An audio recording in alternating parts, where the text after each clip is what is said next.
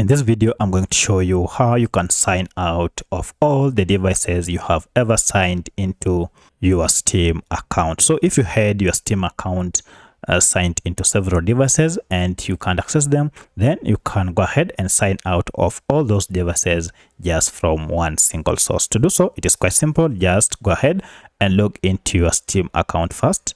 And once you're logged in, go ahead on your account here and click on it, and then click on account details. From this, go ahead and choose this option, security and devices.